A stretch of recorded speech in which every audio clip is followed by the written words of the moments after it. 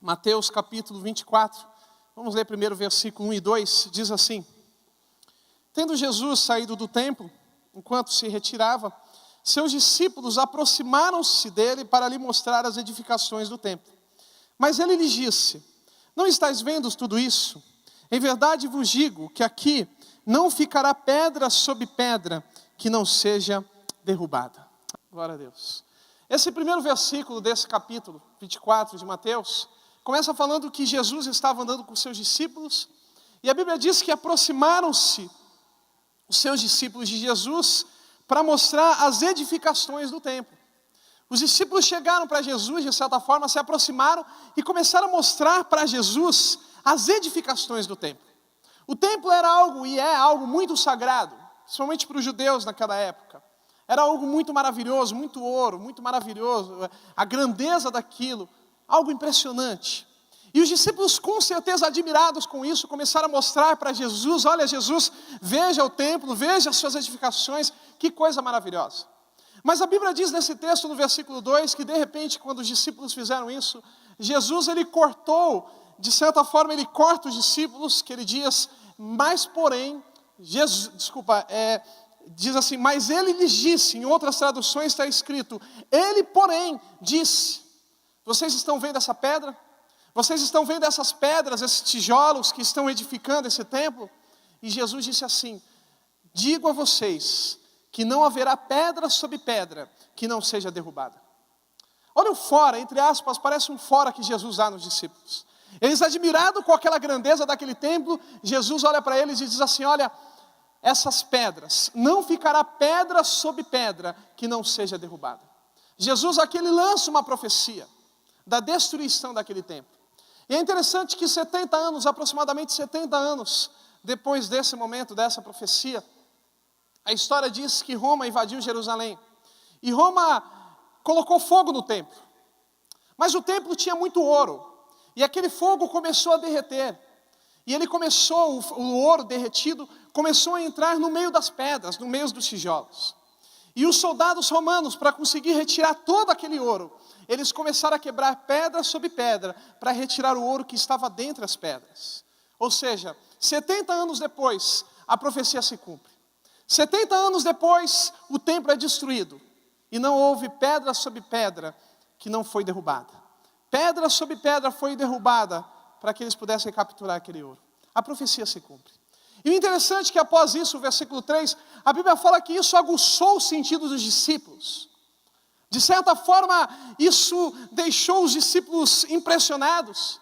E eles aproximaram-se de Jesus e perguntaram: Senhor, quando acontecerão essas coisas? E eles fizeram outra pergunta que talvez eles achavam ali de começo que estava ligado uma coisa a outra, mas hoje nós sabemos que não estava. E depois de perguntar isso, eles fizeram uma outra pergunta. E disseram para Jesus: Senhor, qual é o sinal da tua vinda? Qual é o sinal da tua volta? Qual é o sinal do fim dos tempos? E é sobre isso que eu quero compartilhar com vocês hoje. Quais são os sinais? Não só os sinais, mas a maravilha da volta de Cristo. Eu quero poder falar sobre o fim dos tempos, sobre a volta de Cristo. E no versículo, quero te convidar, a partir do versículo 3 nós vamos ler. Eu quero começar falando sobre as evidências da volta de Cristo. Eu não vou me deter muito nas evidências porque o meu coração não está voltado a isso. Acho que a ideia não é pregar, não é só mostrar as suas evidências, porque são muitas evidências, mas está ligado a outro sentido que nós vamos ver daqui a pouco. Mas começando pelas evidências da volta de Cristo. A partir do versículo 3 diz assim: Tendo Jesus se assentado no Monte das Oliveiras, os discípulos dirigiram-se a ele em particular e disseram: Dize-nos, quando acontecerão essas coisas? Qual será o sinal da sua vinda e do fim dos tempos? Jesus respondeu: Cuidado que ninguém os engane, pois muitos virão em meu nome, dizendo: Eu sou o Cristo, e enganarão a muitos. Vocês ouvirão falar de guerras e rumores de guerra, mas não tenham medo, é necessário que tais coisas aconteçam, mas ainda não é o fim. Nação se levantará contra nação, e reino contra reino. Haverá fomes e terremotos em vários lugares. Tudo isso será o início das dores. Agora, nesse texto, Jesus, ele nos ensina 3 evidências da sua volta. E eu quero passar por isso rapidinho, sobre essas 3 evidências. A primeira evidência que Jesus cita nesse texto são as guerras e os rumores de guerra.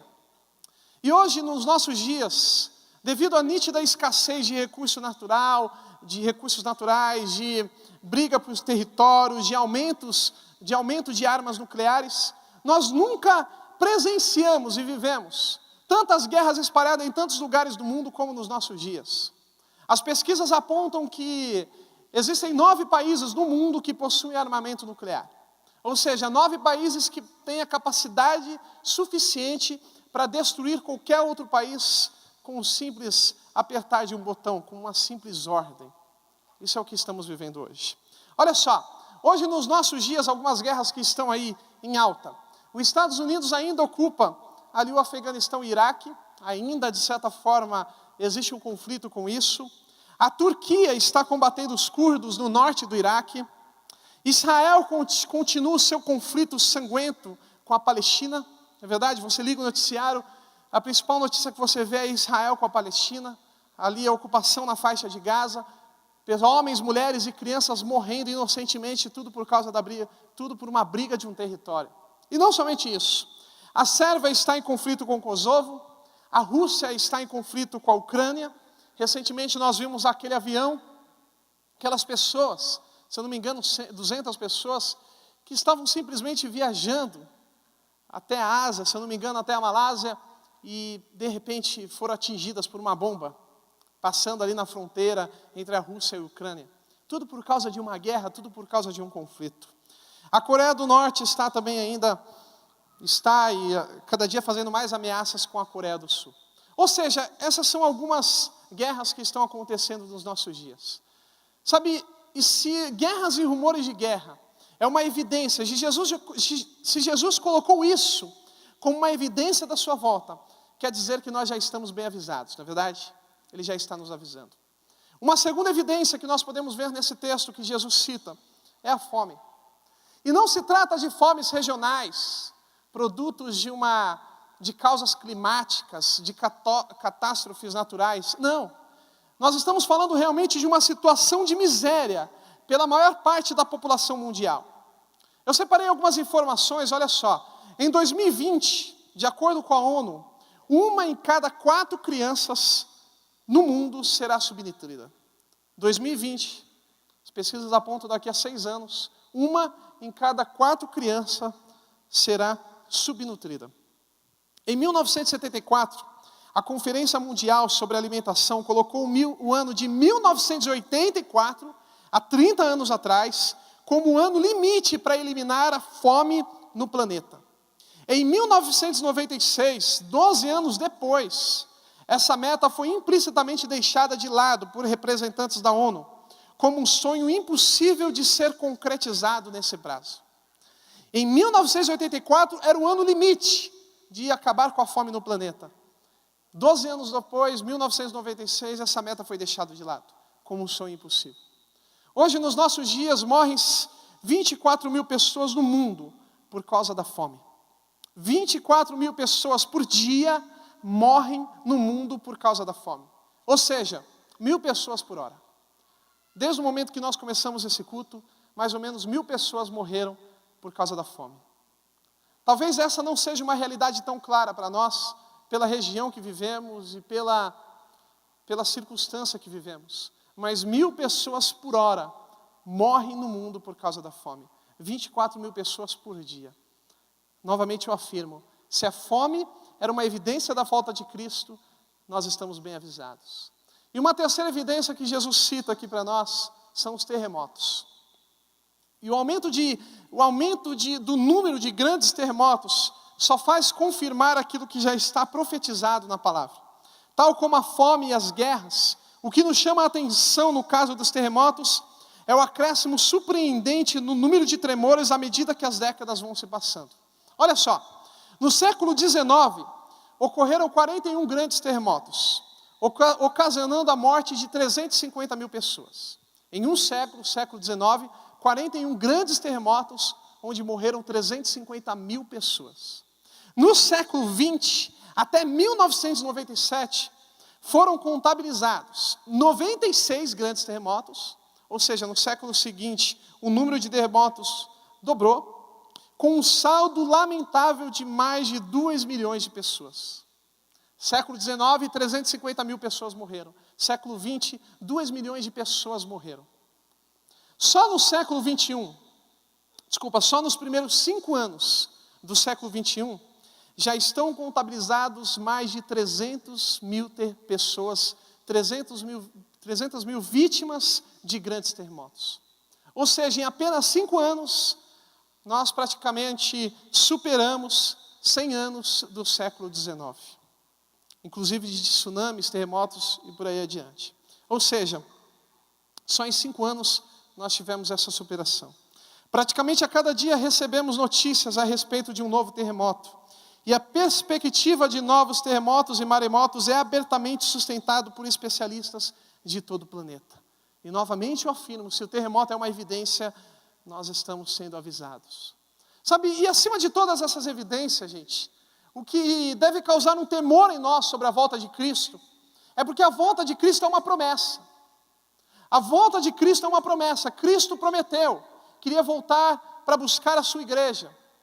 A volta de Cristo é uma profecia bíblica de Gênesis a Apocalipse. Se nós cremos que Jesus ele veio como Messias Salvador, amém? Todos creem aqui que Jesus foi enviado ao mundo como Messias. Nós podemos estar 5 vezes mais certos de que ele virá. Existem 5 vezes mais profecias sobre a sua volta do que sobre a sua vinda. Então, meu irmão, se você acredita que Jesus foi enviado ao mundo como Salvador, você pode ter 5 vezes mais certeza de que ele vai voltar para buscar a sua igreja. A volta de Cristo é algo profetizado, é uma promessa de Deus. E isso que deve causar em nós uma expectativa, não simplesmente as evidências, mas porque é uma promessa, porque é uma profecia. 1 Tessalonicenses 4, versículo 15 ao 17. Olha o que está escrito. Dizemos a vocês, pela palavra do Senhor, que nós, o que estivermos vivos, os que ficarmos até a vinda do Senhor, certamente não precederemos os que dormem. Pois dada a ordem com a voz do arcanjo e o ressoar da trombeta de Deus, o próprio Senhor descerá dos céus. E os mortos em Cristo ressuscitarão primeiro. Depois disso, os que estiverem vivos, os que estivermos vivos, seremos arrebatados juntamente com eles nas nuvens, para o encontro com o Senhor nos ares. E assim estaremos com o Senhor para sempre. Amém? A Bíblia fala que dada a ordem, o ressoar da trombeta, os mortos ressuscitarão primeiro. E depois os vivos serão arrebatados juntamente com eles, com aqueles que estavam mortos em Cristo, serão arrebatados para o encontro com o Senhor nos ares. E esse texto de Paulo termina dizendo, e assim estaremos com o Senhor para sempre. Meu irmão, olha que situação maravilhosa. Isso é seu, isso é meu, isso é nosso. Nós vamos viver isso. Nós seremos arrebatados e encontraremos com o nosso Senhor Jesus Cristo nos ares. E estaremos com Ele para sempre. Que encontro sublime, que coisa maravilhosa. Será que você anseia por isso, meu irmão? Você anseia em ter esse encontro com Cristo? Sabe, eu posso te afirmar nessa manhã, que os teus maiores sonhos nessa terra, eles são tão fúteis e inúteis, comparado com o encontro com o Senhor nos ares. Talvez você pense, poxa, mas eu quero uma casa, eu quero um carro, eu quero filhos, eu quero casar primeiro. Meu irmão, tudo isso não se compara com a alegria de ser arrebatado e encontrar com o Senhor nos ares. Não se compara. E assim estaremos com o Senhor para sempre. Esse encontro glorioso é tão sublime que ele ofusca os nossos maiores sonhos nessa terra. Sabe, mas não para por aí, isso é só o começo, meu irmão. O depois disso é ainda mais surpreendente. Olha só, voltando aí para Mateus, onde nós começamos a ler. A partir do versículo 15, eu não vou ler, mas após esse encontro com o Senhor, nós estamos aqui falando de uma forma cronológica, ou seja, seremos arrebatados, encontraremos com o Senhor nos ares, estaremos com Ele para sempre. Após esse arrebatamento, a Bíblia fala a partir do versículo 15, sobre o período da grande tribulação. Eu não vou falar sobre isso por causa do tempo, não é meu objetivo, mas será um período de grande sofrimento. A Bíblia cita em outros textos que serão 3 anos e meio de paz, 3 anos e meio de guerra. Será um tempo de muita dor, de muito choro, de muito lamento, de muito sofrimento. Mas a boa notícia é que nós não estaremos aqui, amém? Lembre-se que fomos ali, arrebatados em 1 Tessalonicenses 5,17. Não estaremos aqui, mas na terra, aqueles que ficaram, passarão por 7 anos. 3 anos e meio de paz, 3 anos e meio de guerra. Domínio do anticristo sobre a terra. E no final desses 3 anos e meio, cita aí algumas tragédias, coisas horríveis que vão acontecer. Período da grande tribulação. Agora, gente, passado esses 7 anos, nós entramos no versículo 30. Acabaram-se os 7 anos da grande tribulação. Entramos no versículo 30 de Mateus 24. Olha o que está escrito. Então aparecerá no céu o sinal do Filho do Homem. E todas as nações da terra se lamentarão. E verão o Filho do Homem vindo nas nuvens do céu com poder e grande glória. Ele enviará os seus anjos com grande som de trombeta. E estes reunirão os seus eleitos dos 4 ventos, de uma a outra extremidade dos céus. Olha o que está escrito, acabaram-se os 7 anos. A Bíblia diz que aparecerá no céu o sinal do Filho do Homem. E todas as nações da terra se lamentarão e verão o Filho do Homem vindo das nuvens do céu com poder e grande glória. E a Bíblia diz no versículo 31, ele enviará os seus anjos com grande som de trombeta. E o que vai acontecer? Esses reunirão quem? Os seus eleitos, dos 4 ventos, de uma a outra extremidade dos céus. Eu te pergunto nessa manhã, onde você está nesse texto? Onde você vai estar nesse texto? No versículo 31 ou no versículo 30? Você vai estar na terra se lamentando, vendo o Filho do Homem?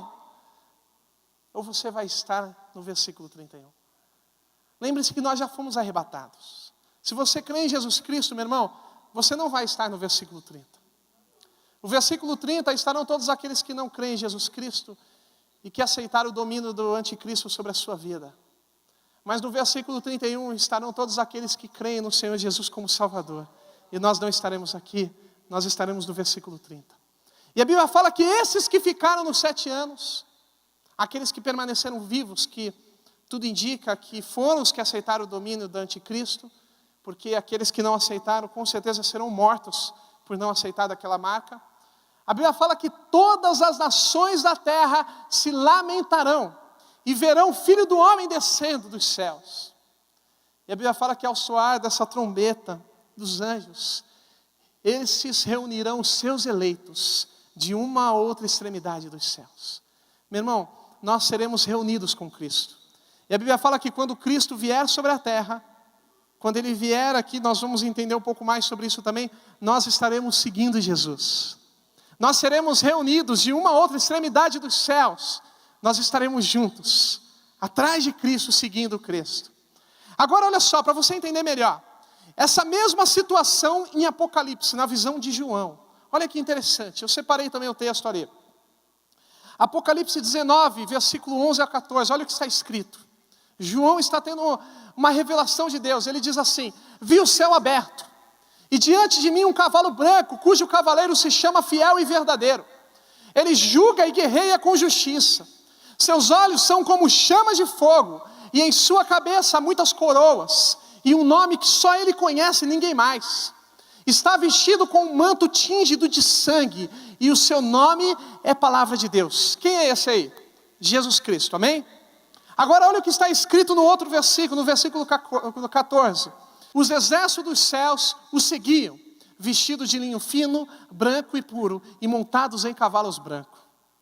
Meu irmão, a Bíblia fala que Cristo virá sobre a terra, aí nesse texto e também lá em Mateus, e a Bíblia diz que agora que os exércitos dos céus o seguiam. João teve essa visão, que os exércitos dos céus estavam seguindo a Jesus, montados em cavalo branco, usando vestidos de linho fino, branco e puro.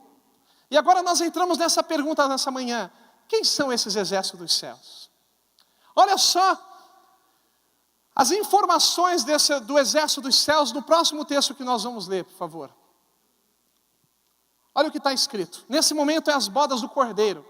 É o relacionamento, as bodas, o casamento entre a noiva, a igreja, e o noivo Jesus Cristo. E olha o que está escrito: regozijemo-nos, vamos nos alegrar e dar glória, pois chegou a hora do casamento do Cordeiro, e a sua noiva já está pronta. Foi-lhe dado para vestir-se linho fino, brilhante e puro. O linho fino são os atos de justiça dos santos. Ou seja, quem é a noiva de Cristo nesse texto? Somos nós, amém? E o que a noiva de Cristo está vestido? Linho fino, brilhante e puro. Em outras traduções, linho fino, branco e puro. E quem? Os exércitos dos céus. Quais eram as roupas que os exércitos dos céus estavam usando no versículo anterior que nós vimos? Linho fino, branco e puro. Meu irmão, sabe quem são os exércitos dos céus? De Apocalipse 19, versículo 11. Somos nós. A Bíblia fala que ao soar da trombeta, nós seremos reunidos de uma a outra extremidade dos céus. Volta aquele texto anterior para mim, por favor. Nós seremos reunidos por Ele. Nesse texto de João, João tem essa visão. Os exércitos dos céus o seguiam, vestidos de linho fino, branco e puro, e montados em cavalos brancos. Meu irmão, imagina esse momento, cara. Nós encontramos com o Senhor nos ares, em 1 Tessalonicenses, passamos pelas bodas do Cordeiro, que coisa maravilhosa. 7 anos depois, a Bíblia fala que Jesus reunirá os seus eleitos. Cristo virá sobre a terra para prender, para detonar, para destruir a besta. E a Bíblia fala que Ele reunirá os seus eleitos. E esses exércitos dos céus, que somos nós, eu e você, a igreja do Senhor, estaremos seguindo Jesus, montado em cavalo branco, meu irmão. Que maravilha! Quantos sabem andar de cavalo aqui? Muito pouco, eu também não sei, viu, gente? Eu tenho medo. Mas ali eu não vou ter medo não, meu irmão. E melhor, nós não vamos andar de cavalo na terra não, é do céu para a terra. É bíblico, é verdade. Meu irmão, novamente eu afirmo, se você crê que Jesus Cristo foi enviado ao mundo, você pode ter 5 vezes mais certeza de que isso vai acontecer. A Bíblia fala que nós seremos reunidos e seguiremos Jesus, montado em cavalo branco. Que maravilha! Eu fico tentando imaginar essa situação, meu irmão. Você ali cavalgando ali, vindo, seguindo Jesus, o mestre, indo na frente, o momento de que Jesus vai guerrear contra a besta, montado num cavalo branco do céu para a terra. Eu imagino ali Paulo comigo, né? Poxa, não vejo a hora de encontrar com ele. E aí, Paulo, vamos lá, uhul! E aí, Pedro? Que situação, gente, nós tudo junto lá. Nós vamos aprender, não fica com medo de andar de cavalo não, eu também tenho medo. Mas ali eu não vou ter medo não, ali vou estar seguindo Jesus, meu. Já vou ter sido arrebatado, não posso mais morrer, né? Não vai ter machucado. Paraplégico, isso daí não vai acontecer não. Sentado, montado num cavalo branco, seguindo o Senhor Jesus. Isso vai acontecer, nós vamos viver isso um dia em nome de Jesus. Glória a Deus. Você pode aplaudir a Deus por isso em nome de Jesus. Que maravilha, como é bom viver isso. Glória a Deus. Essa é uma promessa para a sua igreja. Se você é igreja e crê em Jesus Cristo, você pode ter certeza disso em nome de Jesus. E a Bíblia fala que quando Cristo vier sobre a terra, quando nós estaremos ali, nós estaremos seguindo Jesus. A Bíblia fala sobre a queda da Babilônia. A Bíblia fala que a besta guerreará contra Cristo.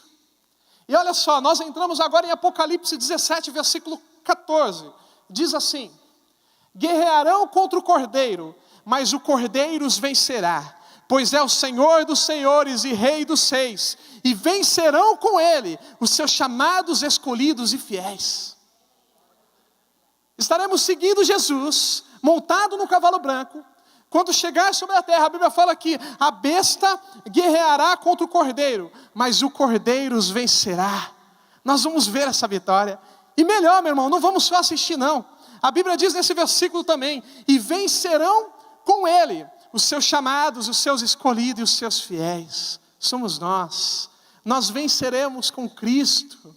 Cristo vai vencer a besta e nós vamos estar juntos vencendo com Ele. Os seus chamados, os seus escolhidos e os seus fiéis. Meu irmão, se você é chamado, se você é escolhido, se você é fiel, isso é para você. E todos nós somos em nome de Jesus. Se você está aqui nessa manhã, é porque você foi escolhido por Ele. Porque você é fiel a Ele em nome de Jesus. Nós venceremos com Ele. Após isso, eu não tenho tempo para descrever tudo aqui, mas a Bíblia fala que depois desse momento onde o Cordeiro vencerá a besta, a Bíblia fala que nós reinaremos com Ele durante 1000 anos. 1000 anos. Nós reinaremos com o Senhor Jesus. E passados esses 1000 anos, a Bíblia fala que, enfim, nós viveremos os novos céus e a nova terra. E eu separei um versículo também, Apocalipse 21, 4 e 23. Essa é uma característica do novo céu e da nova terra. A Bíblia diz no versículo 4, Ele enxugará dos seus olhos toda lágrima. Não haverá mais morte, nem tristeza, nem choro, nem dor, pois a antiga ordem já passou. Amém? Ele enxugará dos seus olhos, meu irmão, toda lágrima. Não haverá tristeza, nem dor, nem sofrimento, porque tudo aquilo já passou. E a Bíblia diz no versículo 23, agora no versículo 23 ele descreve a nova Jerusalém, essa cidade maravilhosa que nós vamos viver com Cristo. Olha só sobre essa cidade. Versículo 23 diz assim: a cidade não precisa nem do sol, nem da lua para iluminar a terra, pois a glória de Deus a iluminará, e o Cordeiro é a sua lâmpada. Amém? A Bíblia fala que essa nova Jerusalém, onde nós viveremos com o Senhor, a Bíblia fala que a nova Jerusalém descerá dos céus, algo sublime, maravilhoso. Se você depois quiser ter mais informações sobre a nova Jerusalém, você pode ler Apocalipse 20, Apocalipse 21, principalmente o capítulo 21, você vai entender como é sublime essa nova Jerusalém. Mas enfim, ainda não. Mas a Bíblia fala que nessa nova Jerusalém, não vamos precisar nem do sol, nem da lua para iluminar a terra, porque a glória de Deus iluminará a terra, e o Cordeiro é a sua lâmpada. Amém? A glória de Deus iluminará esta cidade. Que coisa maravilhosa. Isso é o que Deus preparou para nós. Sabe, diante de tudo isso que nós lemos e ouvimos, eu quero afirmar para você, meu irmão, o seu futuro com Deus está garantido. Eu não sei o que você tem passado hoje, as dificuldades, as lutas, os apertos, mas o seu futuro já está escrito, o seu futuro já está decretado e está garantido em nome de Jesus. Essa é a história que Deus preparou para mim, e essa é a história que Deus preparou para você, para todos nós. E lembrando aquilo que Paulo disse aos Tessalonicenses, que ele diz: e assim estaremos com o Senhor para sempre. Dessa forma, assim, nós estaremos com o Senhor para sempre. Sem lágrimas, sem dor, sem conta para pagar, para sempre nós estaremos com o Senhor em nome de Jesus. Isso é que Ele escreveu para nós. Mas essa manhã eu te pergunto, e esse é o foco dessa mensagem, e eu quero terminar fazendo essa pergunta: você deseja que Cristo volte? Qual é a sua expectativa na volta de Cristo? Sabe, eu pergunto isso com muita tristeza, muita tristeza. E Deus me leva a pregar sobre isso, porque hoje, infelizmente, quando nós falamos que Cristo vai voltar, parece que isso não soa mais de forma positiva. Quando você fala para um jovem, não somente para um jovem, mas não importa a idade, olha, Jesus está voltando, você ouve diversas respostas. E na maioria você ouve pessoas dizendo: ainda não, poxa. Na verdade, quantos já ouviram isso, gente? Principalmente para o jovem ali que é solteiro: ó, Jesus está voltando. Não, ainda não, quero casar primeiro. Não é verdade, gente? Quantos não já ouviram isso?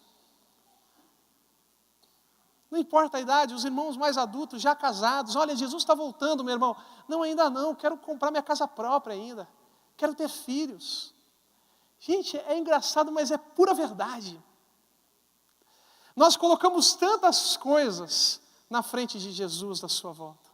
Sabe, isso gera uma tristeza muito grande. Eu acredito também que essa tristeza vem do coração de Deus. Porque quando falamos da sua volta, do encontro da noiva com o noivo, soa de forma negativa nos nossos dias. Quando na verdade todos os textos bíblicos que falam da expectativa do seu povo quanto à volta do seu Deus, falam de forma positiva. Em Tito 2,13, você não precisa abrir, a Bíblia diz: aguardamos a bendita esperança, a gloriosa manifestação do nosso Senhor Jesus, nosso Salvador. Está dizendo o autor: nós aguardamos a bendita esperança, a gloriosa manifestação do nosso Senhor e Salvador Jesus Cristo. Olha, você consegue enxergar entre as linhas a expectativa positiva do autor quanto à volta de Cristo. Aguardamos a bendita esperança. No texto que nós lemos de Tessalonicenses, você percebe também a expectativa positiva de Paulo, quando ele diz: e assim estaremos com Ele para sempre. Ele está desejando aquilo, mas nos nossos dias, nos nossos dias, grande parte da igreja de Cristo não aguarda mais com expectativa. Talvez a igreja, a noiva de Cristo, esteja tão entretida com tantas coisas, com tantas opções, com tanto cardápio nesse mundo, que não deseja mais a volta de Cristo. A noiva não aguarda mais a busca do noivo. E eu sinto, e eu imagino o coração de Deus quanto a isso. A igreja se apegou tanto a esse mundo, que a Bíblia fala que nós não somos desse mundo, porque nós somos cidadãos do céu, e a igreja se apegou tanto, a noiva se apegou tanto a esse mundo, que não aguarda mais de forma positiva, não aguarda mais com expectativa, o momento que o seu noivo vai buscar a sua igreja. Sabe, talvez a sua noiva esteja suja, talvez a noiva esteja com os mantos sujos, talvez esteja com vergonha com o noivo, ou talvez tenha medo de um noivo recusá-la.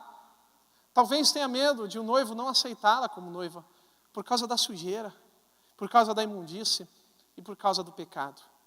Mas infelizmente, essa é a mais pura realidade. Nos nossos dias nós não aguardamos mais com expectativa.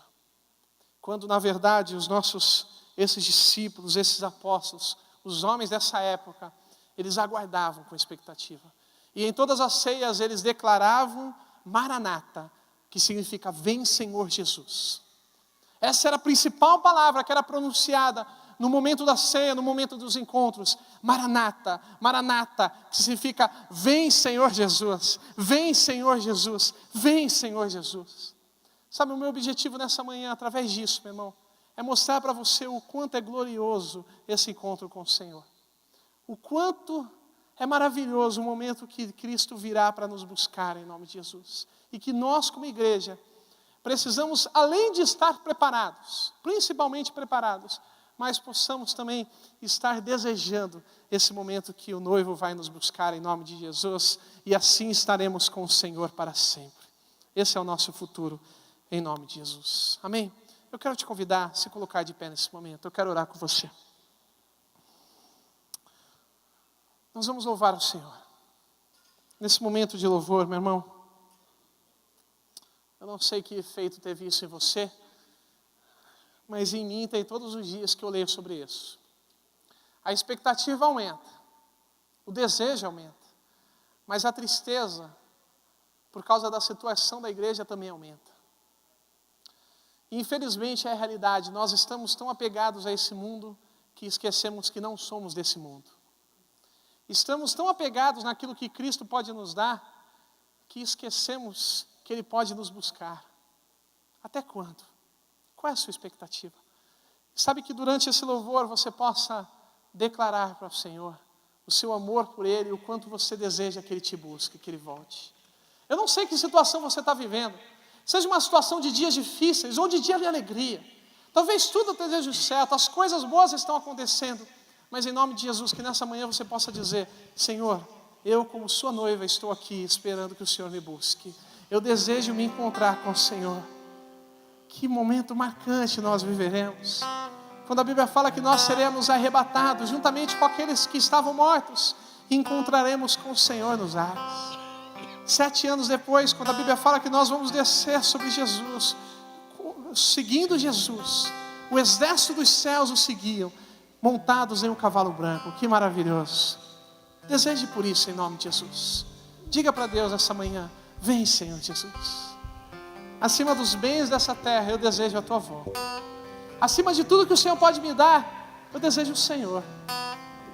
O Senhor é meu bem maior. Em nome de Jesus.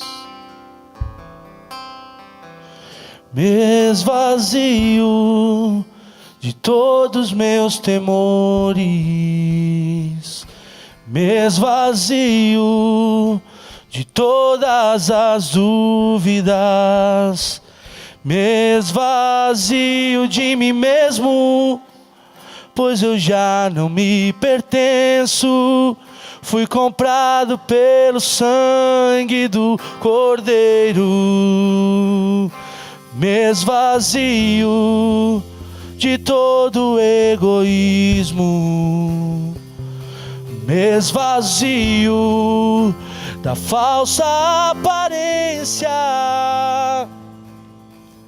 Põe em mim tua semente e o teu DNA, e esta geração verá o Pai. Eu entro em ti para ver quem sou. Brilha em mim para que vejam quem tu és. Eu entro em ti para ver quem sou. Brilha em mim para que vejam quem tu és. Jesus Cristo, Filho do Deus vivo, eu quero me parecer contigo. Jesus Cristo, Filho do Deus vivo, eu quero me parecer contigo. Eu entro em ti para ver quem sou. Brilha em mim para que vejam quem tu és. Oh,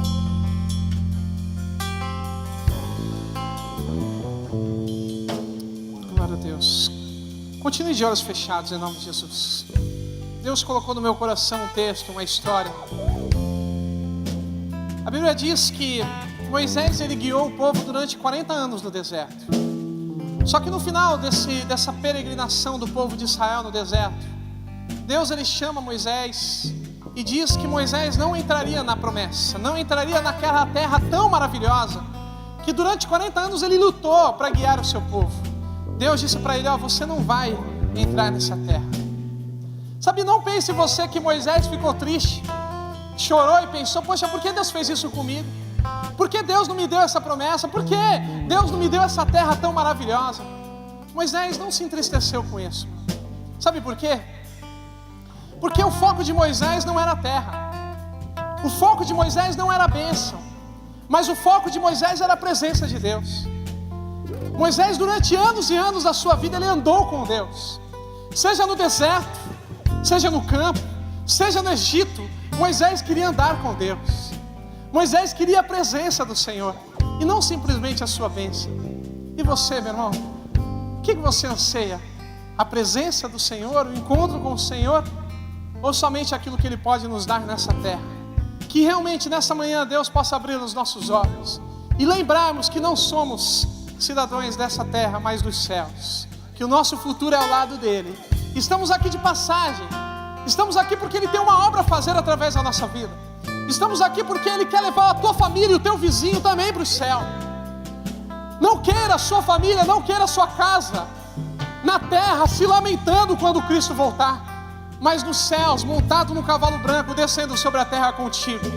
Não queira o seu vizinho como derrotado, sendo vencido, mas como vitorioso, vencendo com Cristo, em nome de Jesus. E que a partir dessa manhã, como esses apóstolos e também como Moisés em Êxodo, nós possamos ansiar pela presença dEle, porque o maior presente que Ele pode nos dar é a sua presença. A melhor coisa que existe no céu, meu irmão, é porque nós estaremos com o Senhor para sempre. Não são as ruas de ouro, não são as coisas maravilhosas que a Bíblia fala, mas é porque com Ele nós estaremos para sempre. A pior coisa que existe no inferno não é o fogo que você logo imagina, não é aquele lugar tenebroso, mas é a falta da presença de Deus, porque lá não estaremos na presença de Deus. Essa é a pior coisa que existe no inferno, e essa é a melhor coisa que existe nos céus. Em nome de Jesus, anseia para o encontro com Ele, em nome de Jesus, amém? Vamos orar, e nesse momento de oração, diga para Ele: Senhor, nós aguardamos a Tua volta, Senhor. Nós largamos de todo egoísmo, de tudo aquilo desse mundo, nós queremos desapegar a isso, e nós como igreja aguardamos o Teu retorno, aguardamos o momento que o Senhor virá nos buscar, Senhor.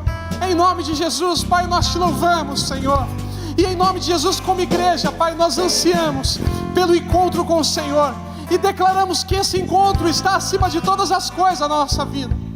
qualquer bem, de qualquer sonho nessa terra. Nós preferimos o encontro com o Senhor nos ares.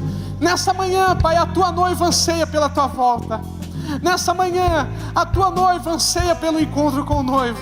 Nós ansiamos contigo, e contigo estaremos para sempre, em nome de Jesus. Amém. Glória a Deus. Você pode aplaudir ao Senhor em nome de Jesus? Glória a Deus.